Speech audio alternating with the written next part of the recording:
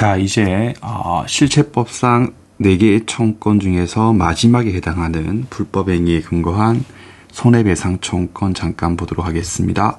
자, 우리 교재 425페이지를 천천히 보시고요. 자, 거기 보시면 민법제 750이라고 하는 조문이 있습니다. 자, 고의 또는 가실로 인하여 한번 끊고 위법적 행위를 해가지고 타인한테 손해를 가한 자는 가령 이제 갑이 폭행의 피해자고 이제 을 같은 경우가 가해자. 그래서 이제 을이 갑한테 폭행을 한 경우 있죠. 폭행을 해가지고 갑이 이제 병원비 같은 손해를 입을 수가 있잖아요. 그랬을 경우에 을은 갑에게 손해에 대해서 배상해줄 책임이 있다. 같은 말이 갑은 을을 상대해가지고 민법제 750에 근거해가지고 불법 행위를 이유로 손해배상을 청구할 수 있다라고 읽어주시면 되겠습니다. 그럼 다시 교재 10페이지 가보시고요. 10페이지 가보시고 저 밑에 보시면 네 번째 불법 행위를 원으로 한 손해배상 청구권 민법제 750조 나와 있고요. 자, 밑에 핵심 암기사항이 있는데 이것도 제가 이제 밑줄 긋는 키워드만 딱 암기하시면 됩니다. 첫 번째 먼저 갑이 을에게 불법 행위에 근거해가지고 배상 청구권을 행사하려면 을에게 고의 또는 가실이 필요하고 여러분들 민법 공부하실 때 또는이라고 하는 말이 나왔을 경우는요. 둘 중에 하나입니다. 둘 중에 하나를 의미한다. 따라서 피고인 을에게 고의나 혹은 가실이 되는데 이때 고의하고 가실의 뜻이 무엇인지는 추후에 또 공부를 할 부분이니까 일단 고의 또는 가실이라고 암기하시면 되겠고요. 두 번째 이번에 보시면 위법성이 필요한데 위법성이 뭡니까? 라고 했을 때 전체 법질서에 반하는 것을 말해요. 전체 법질서에 위반되는 것을 의미하거든요. 그럼 전체 법질서라고 하는 것을 우리가 다 알 수는 없는 것이기 때문에 소위 케바케에서 위법성이 인정되는지 여부는 케바케로서 하나하나 검토할 문제고 크게 우리가 문제 풀 때 많이 공부할 건 없고 몇 가지만 정리하시면 충분합니다. 세 번째입니다. 3번 중요한 거 갑에게 손해가 발생했을 것. 제가 이제 기본 강의할 때 한 번 더 설명하겠지만서도 민법상 모든 손해배상 청구권이 인정이 되려면요. 원고인 갑에게 손해가 필요해요. 손해의 발생이 필요합니다. 따라서 을이 갑한테 나쁜 행동을 했다 하여도 갑에게 만약에 손해가 없다면 if 만약에 갑에게 어떠한 손해가 없는 경우라면 그때는 손해배상 청구, 손배청이라고 부를게요. 손배청권을 행사할 수 없고요. 이게 이제 우리 시험 문제 종종 나오고 있으니까 함께 꼭 기억을 하시면 되겠고요. 4번은 우리가 공부할 때 크게 의미 없습니다. 인과관계가 필요하다까지만 암기하시면 되겠어요. 해서 고의 또는 가실, 위법성, 그리고 손해의 발생, 인과관계가 필요하다까지 하신 다음에 자, 민법을 공부하다 보면 이 손해배상 청구권이라고 하는 게 매우 다양해요.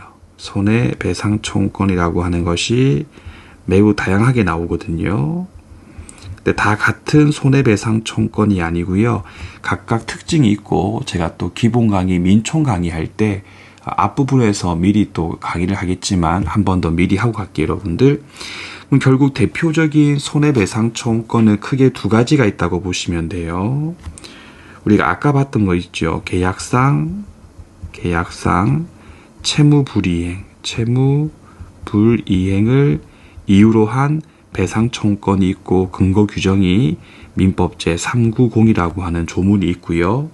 두 번째가 지금 우리가 봤던 불법 행위에 근거한 배상 청구권이 있고 민법제 750에 있는 거거든요. 이 두 개 항상 여러분들 문제를 풀 때 어떤 거를 묻는지에 대해서 구별해가지고 문제를 풀어야 합니다.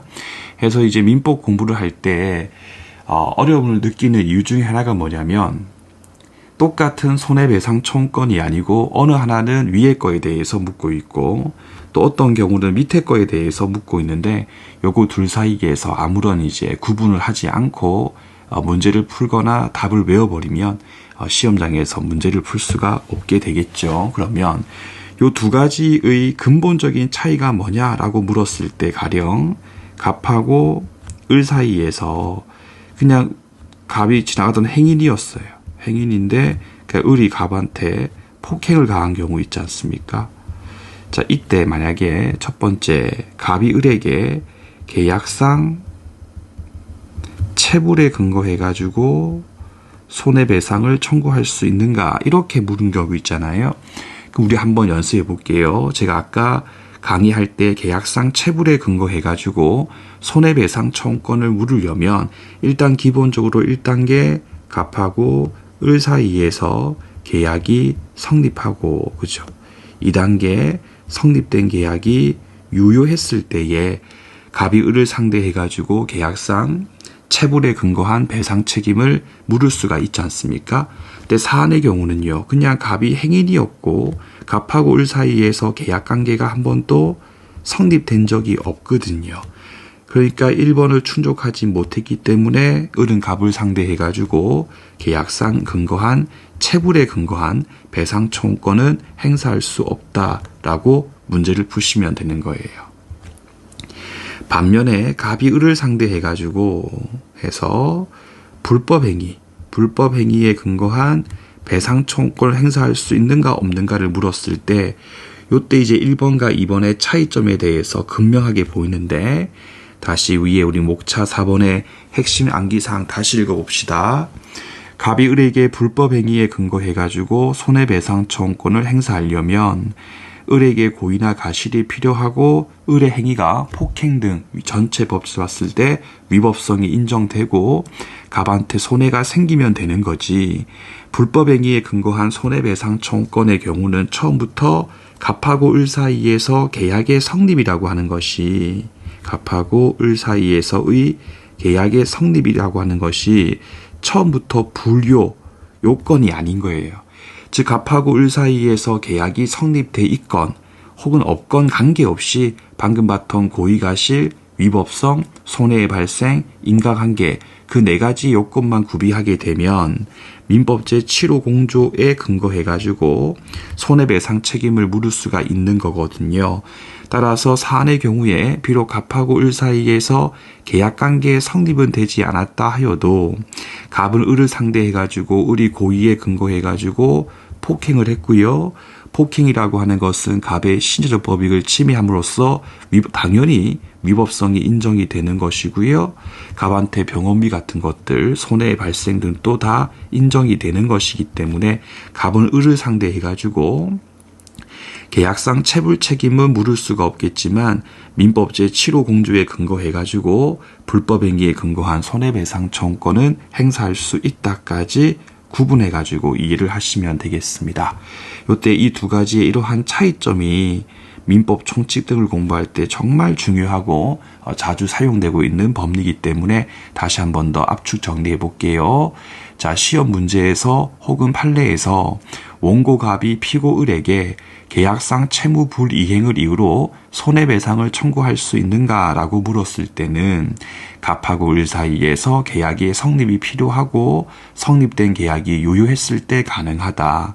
반면에 갑이 을에게 불법 행위에 근거한 손해배상 청구권을 행사할 수 있는가를 물었을 경우에는 갑하고 을 사이에서 계약의 성사실이 없는 경우라 하여도 고의가실, 위법성, 손해의 발생, 인과한계 그 네 가지의 요건만 구비를 하게 되면 750에 근거한 배상 책임은 물을 수가 있다까지 정말 계속 반복해가지고 익혀주시면 되겠습니다.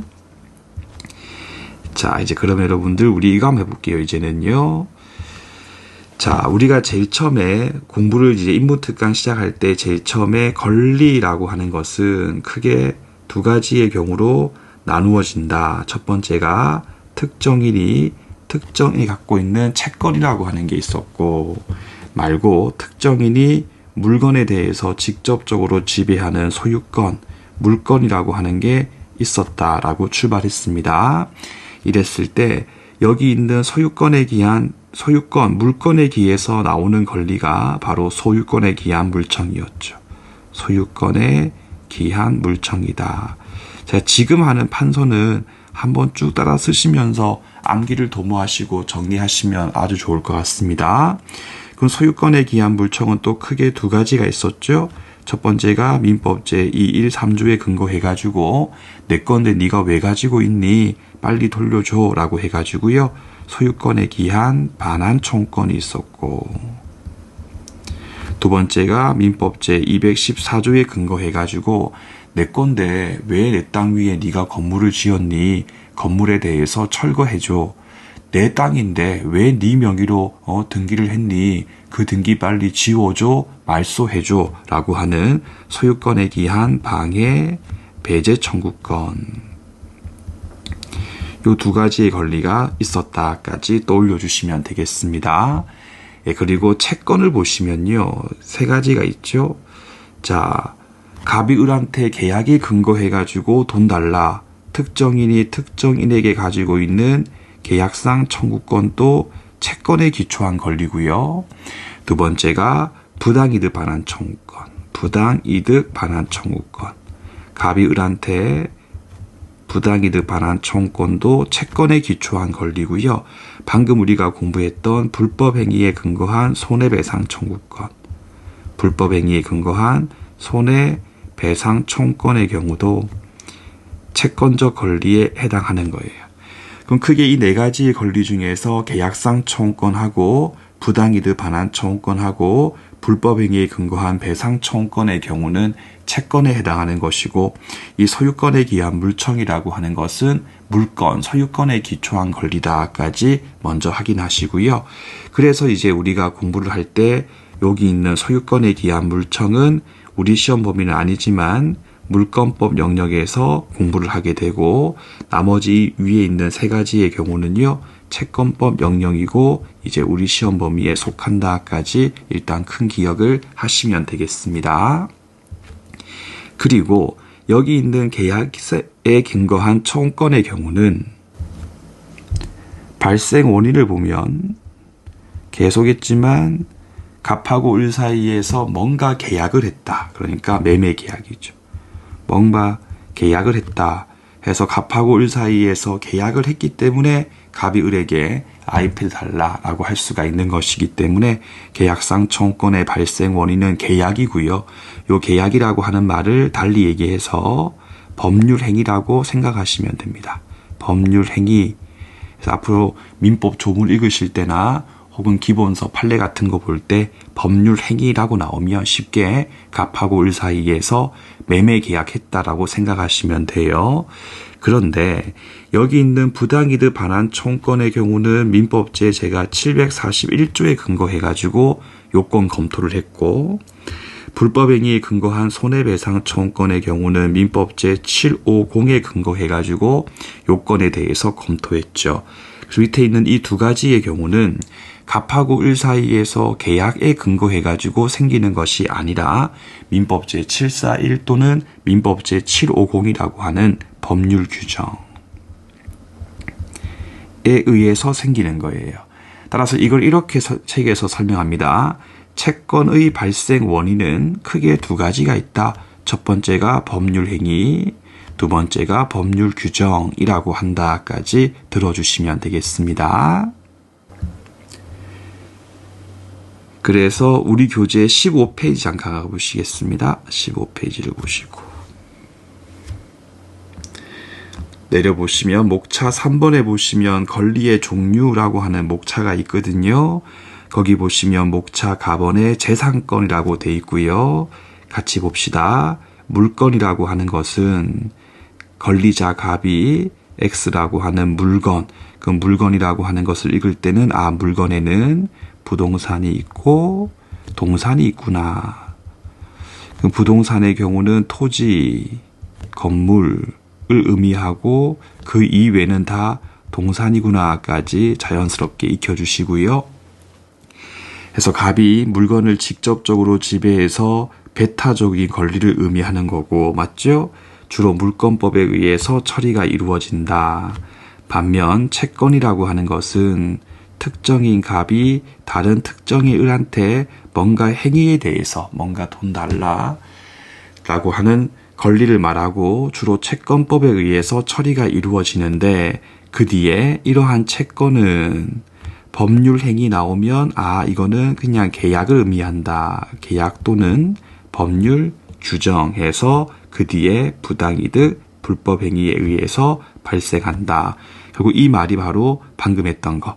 채권의 발생 원인은 크게 두 가지가 있다. 법률 행위, 계약이 있고 법률 규정이 있다까지 생각하시면 되겠습니다.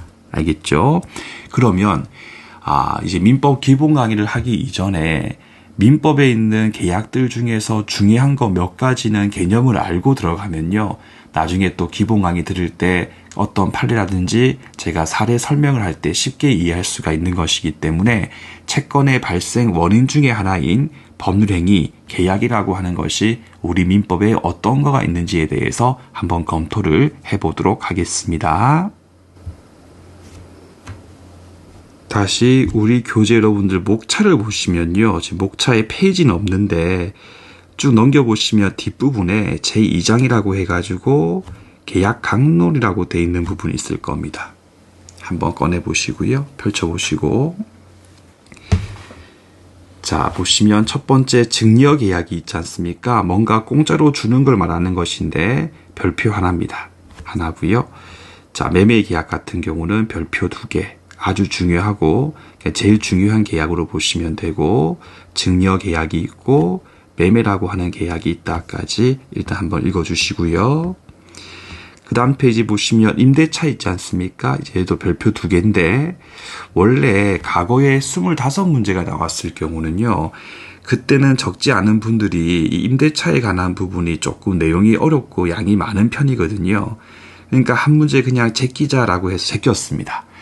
근데 이제는 40문제가 출제가 됐을 경우는요. 임대차에 대해서는 무조건 그냥 매해에 한두 문제는 나온다고 봐야 될 부분이기 때문에 정말 어려운 내용은 제끼면 되겠지만 기본적인 내용은 꼭 공부가 필요합니다. 그 다음에 도급계약 같은 경우도 별표 하나입니다. 해놓고 위임, 임치, 그 다음 넘겨보시면 조합도 별표 하나고요. 그 다음에 여기 있는 기타 계약 있지 않습니까? 여기 기타 계약에 교환 계약이 있고 대차 계약 등이 이렇게 나와 있거든요. 고용도 있고 이렇게 나와 있는데 여기 기타 계약에 있는 부분은요. 제일 끝에 있는 하해 계약하고 그 다음에 여행 계약 빼고는 제끼는 거예요. 알겠죠? 무슨 말인지. 해서 이 기타 계약에 있는 것들 중에서 많이 나오면 한 문제 나오거든요. 근데 그 한 문제를 맞추기 위해서 이걸 다 공부를 할 바에는 제껴버리고 나머지를 이제 공부를 하는 겁니다.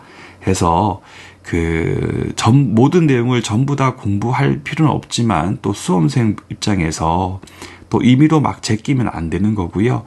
제끼도 제가 될 부분은 제가 수업 시간 때 알려드릴 거니까요. 여기 있는 기타 계약은 별로 중요하지 않으니까 제껴도 된다. 이렇게 생각하시고 공부하시면 되겠습니다.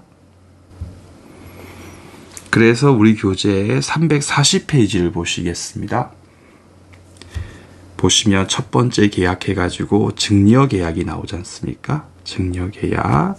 자, 의 한번 같이 읽어봅시다. 증여는 일방이 증여자가 주는 사람 갑입니다. 주는 사람 갑이 무상으로 동그라미 재산을 상대방 을에게 줄게라고 하는 의사를 표시하고 여기 있는 의사가 바로 청약이겠죠. 내가 니한테 노트북을 그냥 주겠다라고 청약하고 수증자가 받는 사람이요. 을이 오케이라고 승낙함으로써 이루어지는 일단 편무계약이다 정도까지만 먼저 읽어주시면 되겠어요. 자, 그러면 증여계약이라고 하는 것은 무엇이냐라고 했을 때 증여 갑이 있고 을이 있었을 때 갑이 을한테 내가 니한테 X 토지를 줄게 라고 했을 때는 갑이 을에게 X 토지에 대해서 넘겨줄 이전 등기를 해줄 의무를 이렇게 지는 계약이거든요. 자, 그러면 증여계약이라고 하는 것은 기본적으로 무상이에요. 공짜. 그러니까 여러분들 갑이 을한테 주기만 하지 을이 갑한테 뭔가 줄 의무가 있습니까? 없습니까? 없죠. 갑이 을한테 내가 니한테 공짜로 땅을 줄게 라고 했기 때문에 갑은 을에게 넘겨줄 의무를 지는데 을은 갑한테 뭔가 줄 게 전혀 없는 거예요. 그럼 둘 중에 한 사람만 을한테 의무를 지는 거지 둘 다 의무를 지는 것이 아니기 때문에 이러한 증여계약을 편무계약이라고 부르고요. 요걸 알고 있었을 때 나중에 우리가 민법제 104조에 대해서 공부할 때 쉽게 이해할 수가 있기 때문에 일단 증여계약은 갑이 을한테 주기로 하는 계약이지 을은 갑한테 줄 게 없기 때문에 편무계약에 해당한다라고 생각하시면 되겠습니다. 그럼 비교할 게 매매계약이죠.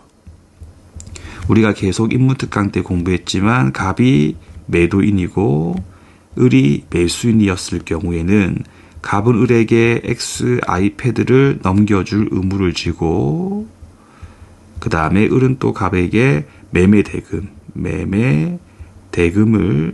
지급할 의무를 지는 것이기 때문에 갑도 을한테 뭔가 의무를 지고 을도 갑한테 뭔가 의무를 지지 않습니까?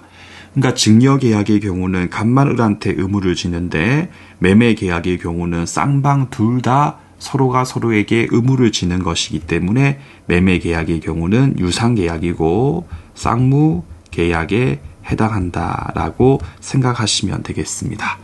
그러면 계약 중에서 소유권 이전형 어떤 소유권을 갑이 을한테 넘겨주는데 돈도 안 받고 공짜로 넘겨주는 경우가 증여계약이고 돈을 받고 넘겨주는 게 매매계약이고 물건끼리 교환하는 거. 갑도 을한테 땅을 주고 을도 갑한테 땅을 줘가지고요. 물건끼리 교환을 하는 경우 있죠. 그게 교환계약인 거예요. 그럼 다시 공짜로 주기만 하면 증여계약, 돈 받고 주기로 하면 매매계약, 물건끼리 바꾸기로 했을 때 갑이 을에게 X 토지를 주고 또 을은 갑한테 Y 토지를 주기로 하는 경우를 교환계약이라 부른다. 다만 교환계약 같은 경우는 중요하지 않기 때문에 증여하고 매매계약 이 두 가지만 열심히 공부를 하시면 되겠습니다. 이제 두 번째 계약 보시면요. 교재 344페이지 가시면 됩니다. 제일 중요한 매매계약이죠. 자, 의 한번 읽어봅시다. 매매라고 하는 것은 일반 갑이 재산권 나오면 쉽게 X 노트북이나 X 물건을 상대방 을에게 넘겨줄 것을 약속하고 상대방 을 같은 경우는 갑한테 매매 대금을 지급하기로 하는 계약을 의미하는 거다. 그럼 이 문장을 읽었을 때에 요 앞에 있는 일반 갑이 바로 매도인의 지위에 놓인다라고 계속 자연스럽게 해석을 해야지 빨리빨리 민법 책을 읽을 수가 있고요. 그 뒤에 보시면 여기 있는 상대방 같은 경우가 매매 대금을 주는 사람이니까 물건 받고 매매 대금을 주는 사람과 이걸 말하기 때문에 여기 있는 상대방이 매수인을 의미한다까지 생각하시면 되겠고요. 방금 봤지만 증여계약의 경우와 달리 매매계약 같은 경우는 갑도 을에게, 을도 갑에게 둘 다 서로가 서로에게 뭔가 줘야 될 의무를 지기 때문에 쌍무계약에 해당하고 공짜가 아니고 돈 받고 주는 것이기 때문에 유상계약에 해당한다까지도 함께 확인을 하시면 되겠습니다. 그러면요. 잠깐만 들어보세요. 자, 민법에 있는 계약은 크게 또 이렇게 나눌 수가 있어요. 자연스럽게 익혀질 부분이기 때문에 억지로 암기할 필요 없고요. 자, 공짜인 무상계약이 있고요. 대가가 붙어있는 유상계약이 있거든요. 여기 있는 무상계약 중에 대표가 바로 증여계약이 대표에 해당하고 유상계약의 대표가 바로 방금 봤던 매매계약이 유상계약의 대표에 해당해요. 따라서 가령 유상계약인데 매매계약이 아닌 뭔가 다른 계약이 있겠죠. 거기서 뭔가 규정에 흠결이 있었을 때, 빠진 게 있었을 때는 매매계약 파트에 있는 조문을 갖다 써서 보충해가지고 해석을 한다까지 이해를 하시면 되겠습니다. 그 다음에 교재 360페이지를 가보시면 임대차라고 되어 있지 않습니까? 자, 임대차 계약은 무엇이냐? 먼저 대차형 계약이거든요. 그럼 대차가 뭐냐면 쉽게 얘기하면 빌려주고 다시 갚는 것, 돌려주는 것을 대차라고 부르는 겁니다. 크게 이제 일단 이렇게 두 가지로 구분하신 다음에 첫 번째 여러분들 돈이나 쌀 같은 거 한번 떠올려 보세요. 자, 갑이 이제 을한테 돈을 빌려주고 을이 그 돈을 가만히 들고 있다가 1년 뒤에 갚습니까? 보통 아니죠. 을이 그 돈을 다 쓰고 1년 뒤에 열심히 또 돈을 구해가지고 갚지 않습니까? 그래서 빌려받은 것을 그대로 돌려주는 게 아니고 빌려받은 것을 소비하고 쓰고 나중에 변제기가 도래했을 때 동종, 같은 종류, 동질, 같은 품질, 동량, 같은 양을 다시 구해가지고 갚는 것을 소비대차 계약이라고 불러요. 알겠죠? 무슨 말인지. 근데 여러분들 우리 원룸방을 한번 떠올려 봅시다. 원룸방을. 자, 우리가 원룸방을 빌렸을 때에 그 방을 우리가 소비한 다음에 다시 원룸방을 똑같은 걸 만들어서 돌려줍니까? 아니죠. 빌려 쓴 방 그대로 돌려주는 거죠. 이렇게 그대로 돌려줄 때에 첫 번째가 무상, 공짜인 경우도 있죠. 예를 들면 우리 부모님 친구분께서 서울에서 이제 원룸 그 주인이신데 되게 친하신 사이였어요. 내 친구 자식이 서울에 와가지고 2차 공부한다 그러니까 1년 동안 그냥 써라. 이렇게 해서 무상으로 원룸방을 빌려주는 경우 있지 않습니까? 그때를 이제 보통 우리는 사용대차 계약이라 불러요. 사용대차 계약. 근데 이제 시험으로는 별로 중요하지 않기 때문에 제끼는 부분이고요. 말고 월세, 한 달에 뭐 50만 원 이렇게 월세 받고 임대하는 경우 있죠. 이랬을 때가 바로 방금 보는 임대차 계약이라고 부르는 겁니다. 알겠죠?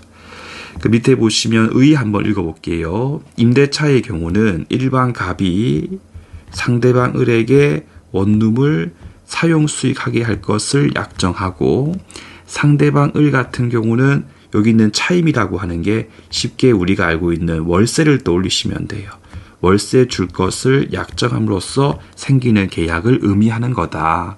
그럼 다시 한 번 더 원룸을 을한테 빌려주는 여기 있는 일반 갑이 바로 빌려주는 사람이기 때문에 임대인이라고 부르시면 되고요.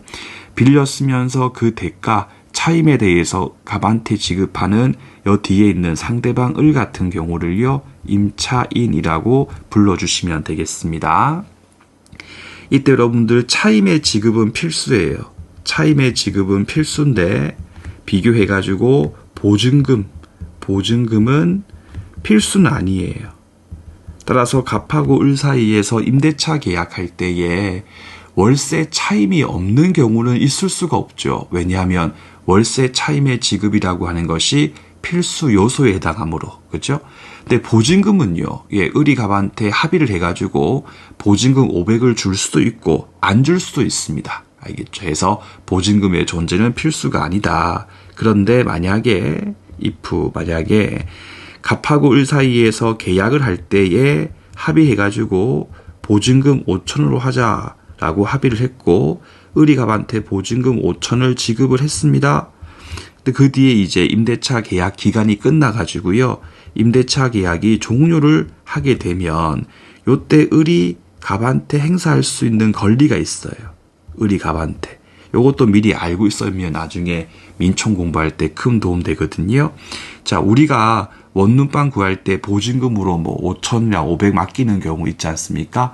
그럼 나중에 임대차 계약이 종료하게 되면 우리는 임대인 갑한테 아저씨 그 보증금 돌려주세요라고 할 수 있지 않습니까? 해서 을은 갑한테 보증금 반환 채권을 가지는 거예요. 보증금 반환 채권을 가지게 된다. 그럼 결국 이게 뭐냐라고 했을 때 이렇게 얘기하면 돼요.